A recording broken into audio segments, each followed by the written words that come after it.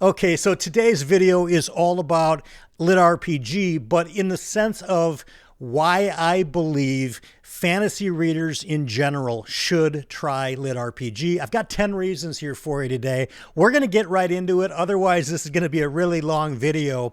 The first reason, like I said, I've got 10 of them. They're in no particular order. Let's just start with number one, and that is world building.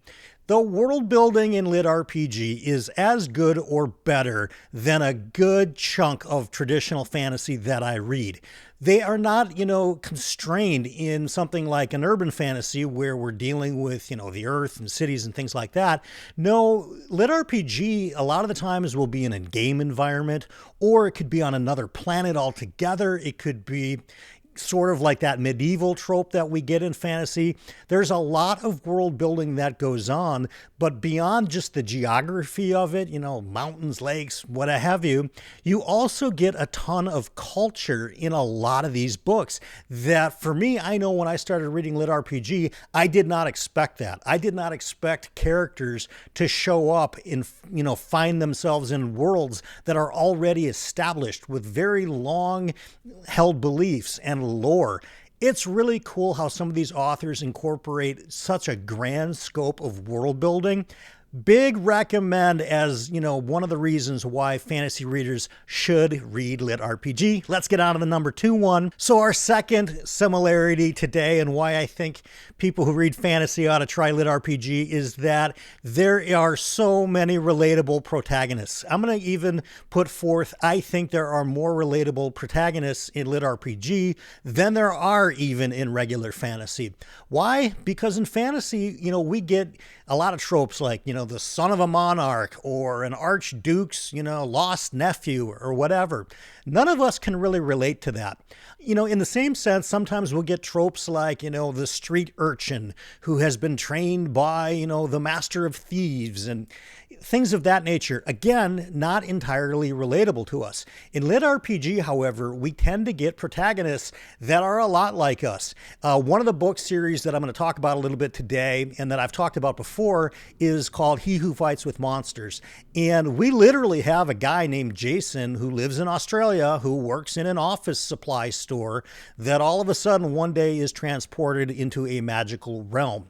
Well, what's going on in his mind, we can kind of relate to a little bit better because he's really similar to us. He's lived, kind of a modern lifestyle and has found himself in a stranger in a strange land, but a stranger that we can relate to because we think sometimes when we read these books, I know I do, what if that were me?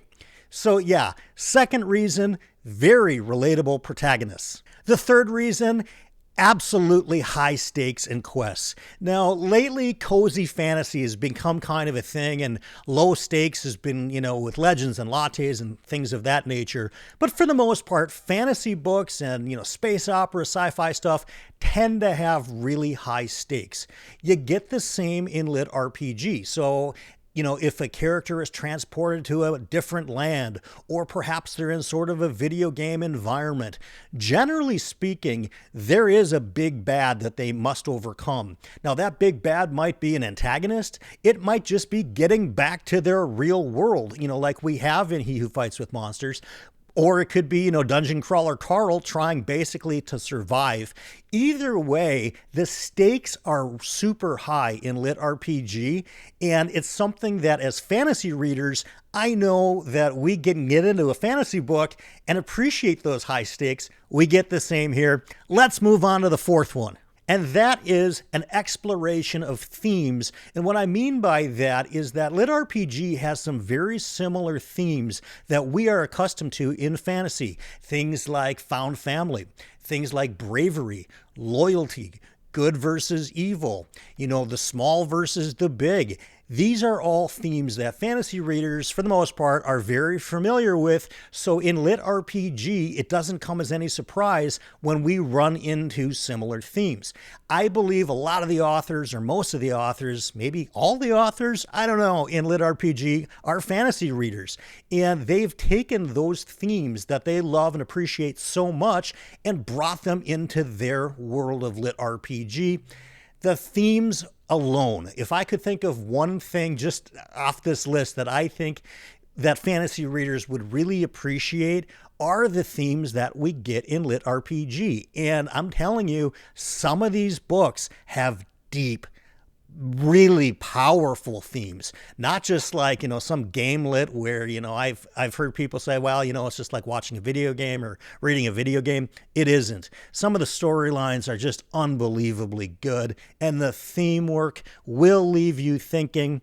Let's move on to number 5. And number 5 is the concept of blending reality and fantasy. Now, this is something that we really don't see a whole lot in fantasy books. But again, I think as readers that are living in a modern age, that many times read these books that are set in kind of medieval settings, possibly futuristic settings, maybe dystopian settings, what have you. There's a blend of realism and fantasy in Lit RPG that is pretty unique. Why? Because in a lot of the Lit RPG books, you're going to find a main character who's transported to a different land, possibly enters a AI simulation through some kind of a video game interface, what have you, and they are living in these fantasy realms or science fiction realms for the sci-fi Lit RPG books that are out there, but in their minds, they have modern sensibilities, right? So they know what a car is. If you read Realm of the Elderlings, or if you read A Song of Ice and Fire, none of those characters know, what a jet airplane is or what a cell phone is. So Lit RPG has a very unique way of pulling in what I'm going to say today's realism with the fantastical. Yeah, we get that in urban fantasy to some degree, but the difference is that in Lit RPG, we're not dealing with a city like Chicago in the Dresden Files, or Los Angeles like Sandman Slim, or London like Alex Ferris. We are dealing in a very different geography with this blend of realism. Again, a really good reason why I think fantasy fans would appreciate some Lit RPG. Our 6th reason today is I'm calling it a kind of a diverse amount of obstacles and challenges. So very rarely in a Lit RPG book do you get a very straightforward story where, it's not like this hero that gets a quest to go kill a dragon and they go through the whole thing and they kill the dragon and it's over. It's not really like that. There are some elements that are a little bit kind of game mechanics that incorporate some challenges and obstacles that we don't always see in fantasy, but I think as fantasy readers we can appreciate. I'll give you an example. So this is just off the top of my head. This is nothing that I've read, but think about it this way. If a protagonist comes against a big brick wall, a barbarian type might just take out their big hammer and smash the wall down and move through it. But in Lit RPG, we get things like that wall is unbreakable, but our main character notices there's a pattern to the bricks. And then it's just a matter of sorting out what is that magical pattern. Maybe there's a certain order in which the bricks need to be touched to have that wall open up, kind of like Diagon Alley does. What I'm getting at here is that the obstacles and the challenges are very similar in some ways to regular fantasy, but they do have a little bit of a different twist. And I think if you're somebody who wants if you like side quests, okay, there's plenty of side quests types of stuff, I guess, in Lit RPG, just incorporated within the overarching story. It's a big reason I love the genre. Now, number 7 is really what's the mainstay, I think, of Lit RPG and what most people think about when they think about Lit RPG, and that's character progression. So there's a couple of different ways that this gets handled in the genre. And again, this is not a video to explain what Lit RPG is. I'll do a totally separate one for that, and there's probably already a bunch online. But suffice it to say that character progression is an integral part of Lit RPG. It really makes Lit RPG. Now, we have character progression in fantasy, right? So I'll give you an example of the Realm of the Elderlings. We start off with Fitz. I think he's like 6 years old. We get to the end of the series. He's an old man already. And obviously he's had progression. In Lit RPG, it's a little bit more technical in terms of the progression. We know exactly what it's going to take for our main character to accomplish new things, to get new skills, to get new powers, as it were. Maybe they need to get new items, and their items help them get through the lands, right? So not every character is King Arthur that's going to pull Excalibur out of the stone on their first go, right? Most characters in a lit RPG book are probably going to start with kind of a rusty, crappy short sword, and through the course of the story, find better and more interesting and cool equipment to make the story a little bit more involved. Character progression for me is a ton of fun. There are some books that do it where there's gods involved and the gods kind of come in and help the character progress. There's others that it's just very clearly defined. You need to do this, this, and this, and you get new skills. It's an interesting concept. If you're new to lit RPG, don't let the character progression piece of this turn you away. I think you're probably going to like it more than you think you will. I'm sure you'll let me know in the comments. And the eighth reason why I think fantasy readers ought to try lit RPG is for those readers that really like strategic and tactical elements in their fantasy. So if you're somebody that likes military fantasy, right? So maybe that could be Joe Abercrombie's books, it could be Malazan, it could be the Red Rising series, what have you. If you like military types of fantasy, and you like the strategic elements involved, then lit RPG might be for you, because there are inevitably large battles in lit RPG. And typically we find some characters that are, generals or they're captains or they're colonels or whatever they are really good at strategic planning. And I'm going to say it's almost a trope of lit RPG in some regard that it's like, I'll give you a reference that literally three of you will know. It's from the A-Team in the 1980s. It's, George Papard saying, "I love it when a plan comes together." We get a lot of that in lit RPG, where there are some intricate plans that take shape and form and turn into some wide-ranging strategies as the books go on and as they reach their conclusions. You guys have heard of Sanderlanches before, the end chapters of Brandon Sanderson's books. Lit RPG absolutely has these avalanche types of endings in many cases. And a lot of the time it has to do with the strategy and the tactics that are involved. If you're somebody who likes military fantasy, lit RPG might be for you. Our ninth reason today is that lit RPG has a really interactive feel. And I think fantasy readers, in some regard, we tend to be escapists in some ways. We love going to lands that, we'll never really be at. And the difference between lit RPG and typical fantasy is that it feels a little bit more interactive, because a lot of these main characters, like I brought up earlier in the video, they might be like us, right? They might come from Earth, or they might be like from an Earth-like planet that has sensibilities and thoughts that we might, and we kind of see ourselves in them, and it gives us a real interactive feeling to it. Now, I've had some, friends of mine on BookTube kind of compare lit RPG to it's like a video game. I like playing them, but I don't want to read them. I beg to differ, because for a couple of reasons. One, truly great video games with unbelievable stories, they don't come out every day. Video game development these days is like 5 to 10 years for a AAA game. It's maybe shorter for a AA game or a real indie game. But for the most part, amazing story video games are becoming further and further out as these studios get bigger and things get more expensive.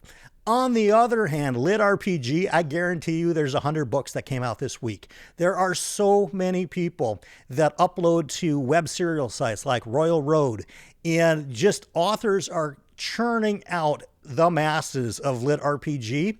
Why? Because a lot of people enjoy reading them, right? It's like supply and demand. If there weren't demand for it, and we're going to get to that in our last number 10 here, then these books would not be coming out. But certainly there is an interactive feel. It is in some ways sort of feels like reading a video game, but there are some video games that to me are worth reading. I would read a Mass Effect book. I would read an Uncharted book. I would read a Divinity Original Sin book. So these are some of my favorite video games that, yeah, if they were adapted into a novel, I'd absolutely read them. An interactive feel, that's our 9th reason today. And getting into our 10th and final reason that I think that fantasy readers should give LitRPG a try is that there is just such an unbelievable community and fandom and fan base for all kinds of books and series within the LitRPG world. By now, if you have not heard of Dungeon Crawler Carl, I don't know what rock you've been living under. I've been reading these books since they came out. I've been a proponent of Dungeon Crawler Carl, but even before that, you guys, I've been reading LitRPG for a good 10 years. Alaron Kong, I've read all his books. Like I said, He Who Fights with Monsters, great books. The Good Guys, all the Eric Uglin books. All of these books have huge fandoms, and it's amazing. I just mentioned Alaron Kong, and he's got a series out there called The Chaos Seeds, and the first book is called The Land Founding. Now, as fantasy readers, I promise 9 out of 10 of you guys have never heard of this series. You've never heard of Alaron Kong, nothing. But listen to this. He's got over 100,000 ratings on Amazon alone. And after talking to some author friends of mine, they were blown away by that because not everybody who buys and reads the book rates it. So you can probably figure millions of people have read that book or read those series. There's gigantic fandoms out there. So if you want to get into the weeds a little bit and you find that you really like LitRPG, there's Facebook groups, there's Reddit groups, there's all kinds of people in the LitRPG community that will love to have new people that embrace the genre. So I think you can find a home there. And that's going to get us to the one for the road today. And that's going to be about not judging a genre really before you give it enough of a try. And on a personal level, I know that a lot of you guys love the series Cradle. It's probably the most famous outside of Dungeon Crawler Carl of LitRPG of series that's out there. It's a cultivation series, and I'll do a whole nother video explaining the difference between game lit, cultivation, all that stuff. But I am one of the few people that really does not care for Cradle. I read all books, all 12 of them, just because I wanted to have some street cred and talking about, LitRPG with you guys, but that was not for me. But had that been the only book, series in this genre that I've read, I may never go back to it. I wouldn't judge the genre based on one experience or no experiences. What I would do is simply this. If you have never read LitRPG before, or if you've only read one series or one book and you decided it just was not for you, I would recommend you try a second. And the 3 series that I think personally I would recommend for a newbie or somebody who's read one book and it wasn't for them is the first book of Dungeon Crawler Carl, the first book of He Who Fights with Monsters, and the first book of The Good Guys by Eric Uglin, and that book is called One More Last Time. I would suggest that you read at least 2 of those.